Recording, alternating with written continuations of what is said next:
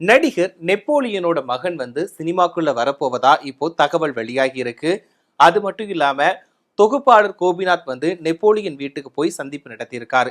எதுக்காக இந்த சந்திப்பு நடந்துச்சு, அது மட்டும் இல்லாம உண்மையாவே நெப்போலியனோட மகன் சினிமாக்குள்ள வர போறாரா அப்படிங்கறத பத்தி இந்த பதிவுல விரிவா பார்க்கலாம். நடிகர் நெப்போலியனை பத்தி எல்லாருக்கும் ரொம்பவே நல்லாவே தெரியும். ஒரு காலகட்டத்துல தனக்குன்னு ரசிகர்கள் பட்டாளத்தோட கொடி கட்டி பறந்தாரு அப்படின்னு சொல்லலாம். இயக்குனர் இமயம் பாரதி ராஜாவால் அறிமுகப்படுத்தப்பட்டவர் தான் நெப்போலியன்.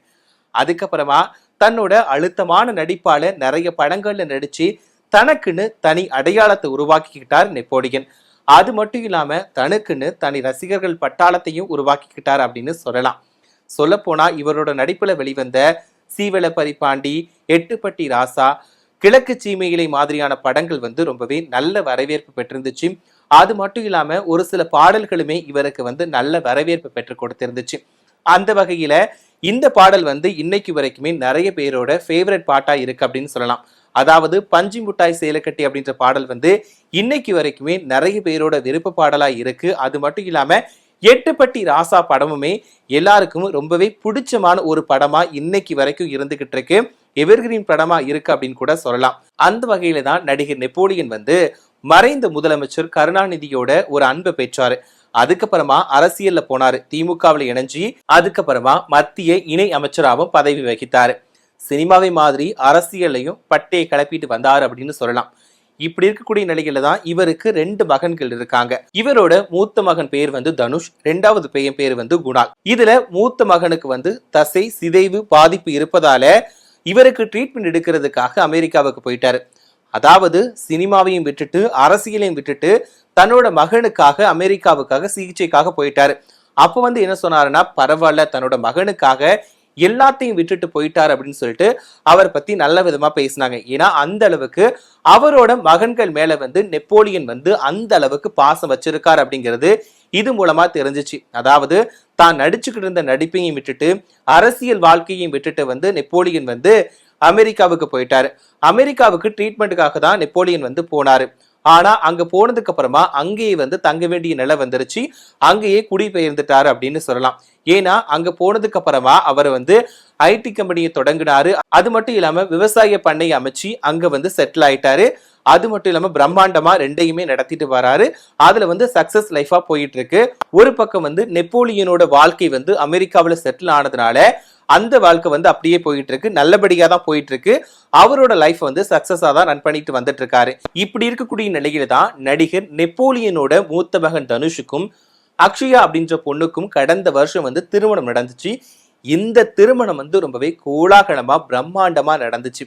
அதாவது கிட்டத்தட்ட இந்திய மதிப்புல 100 கோடி ரூபாய் செலவுல இந்த திருமணம் நடந்ததா சொல்லப்பட்டுச்சு.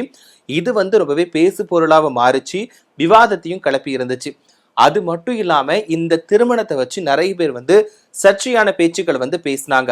அதாவது அக்ஷயா திருமணத்துக்கு எப்படி சம்பாதிச்சாங்கன்னு தெரியல. ஒரு சில பேர் அக்ஷயாவுக்கு ஆதரவா நிறைய பேர் பேசியிருந்தாங்க. பரவாயில்ல, இந்த பொண்ணுக்கு உண்மையாவே ரொம்ப நல்ல மனசு இருக்கு, அதனாலதான் இந்த திருமணத்துக்கு சம்மதிச்சிருக்காங்க அப்படின்னு சொல்லிட்டு ஒரு சில பேர் நல்ல விதமா சொன்னாலும் நிறைய பேர் பணத்துக்காக தான் கல்யாணம் பண்ணியிருக்காங்க அப்படின்ற மாதிரி அக்ஷயாவை ஒரு மாதிரி பேசியிருந்தாங்க. அதாவது கிட்டத்தட்ட அந்த கல்யாணம் முடிஞ்சதுக்கு அப்புறமா ஒரு மாத காலம் நெப்போலியன் குடும்பத்தை கொஞ்சம் மன உளைச்சலுக்கு ஆளாக்குற மாதிரி நிறைய பேர் நிறைய விஷயங்களை பண்ணிட்டு இருந்தாங்க. ஆனா ஒரு சில பேர் அவங்களுக்கு ஆதரவாகவும் பேசி இருந்தாங்க. பட் இந்த விமர்சனங்கள், சர்ச்சைக்கான பேச்சுக்கள் எல்லாத்தையுமே கடந்து அவங்களோட வாழ்க்கையை நல்லபடியா தான் வாழ்ந்துட்டு வராங்க. அதாவது இந்த பேச்சுக்களை பத்தி கண்டுக்காம, இந்த விவாதங்களை பத்தி கண்டுக்காம அவங்களோட லைஃப் அவங்க எப்பவும் போல சந்தோஷமா தான் வாழ்ந்துட்டு வந்துட்டு இருக்காங்க. அந்த கல்யாணத்துக்கு அப்புறம் நடிகர் நெப்போலியன் சோசியல் மீடியாவில் கொஞ்சம் ஆக்டிவா இருக்காரு அப்படின்னு சொல்லலாம். இப்படி இருக்கக்கூடிய நிலையில தான் தொகுப்பாளர் கோபிநாத் நடிகை நெப்போலியன் வீட்டுக்கு போய் சந்திச்சிருக்காரு. அதுவும் எதுக்காக சந்திச்சார் அப்படிங்கறத பத்தி அவரே சொல்லியிருந்தார்.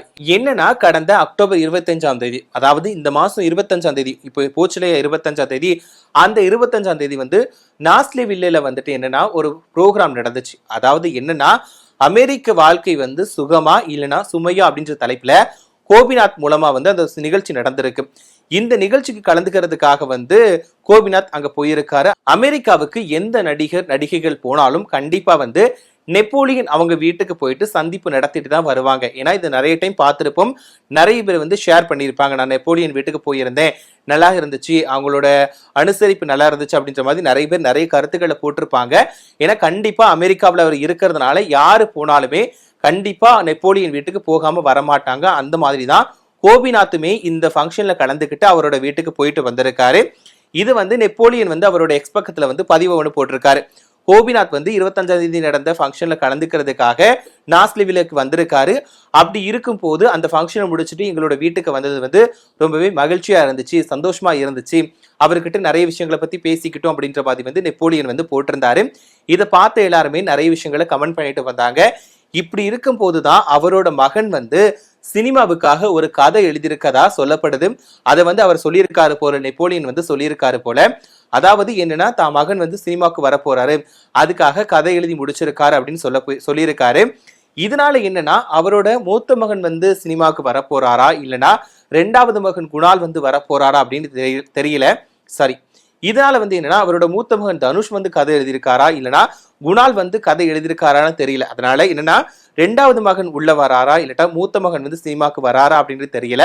பட் எதுவா இருந்தாலும் நெப்போலியன் குடும்பத்துல இருந்து மறுபடியும் சினிமாவுக்கு வந்து ஒருத்தங்க வரப்போறாங்க அப்படின்ற செய்தி வந்து ரொம்பவே சந்தோஷமா தான் பார்க்கப்படுது. ஏன்னா நெப்போலியன் வந்து அந்த காலகட்டத்துல வந்து ரொம்பவே கொடி கட்டி பறந்தாரு, அவருக்குன்னு ஒரு தனி அடையாளத்தை உருவாக்கிக்கிட்டாரு இல்லையா. அதே மாதிரி இவரோட வாரிசு வந்து வரும்போது கண்டிப்பா வந்து எல்லாருமே வரவேற்பை தான் கொடுப்பாங்க. அதே நேரத்துல தங்களோட முழு ஆதரவையுமே கொடுக்க தான் செய்வாங்க. இதனால வந்து நெப்போலியன் வீட்டில இருந்து யாரு வந்தாலுமே கண்டிப்பா நல்ல வரவேற்பு இருக்கும் நம்புறோம். அதே மாதிரி நெப்போலியன் மகன் மூலமா ஒரு புதிய படைப்பு பார்க்கறதுக்கு ரசிகர்கள் ரொம்பவே ஆவலா காத்துக்கிட்டு இருப்பாங்க அப்படின்னே சொல்லலாம். இத பத்தி நீங்க என்ன நினைக்கிறீங்க? அதாவது நெப்போலியன் வீட்டில இருந்து ஒரு வாரிசு வந்து சினிமாவுக்கு வரப்போறாங்க, நீங்க வந்து அவங்களுக்கு முழு ஆதரவு கொடுப்பீங்களா அப்படிங்கிறதையும், கண்டிப்பா எந்த அளவுக்கு எதிர்பார்ப்பு இருக்கும் அப்படிங்கறத பத்தியும் மறக்காம கமெண்ட்ல சொல்லுங்க.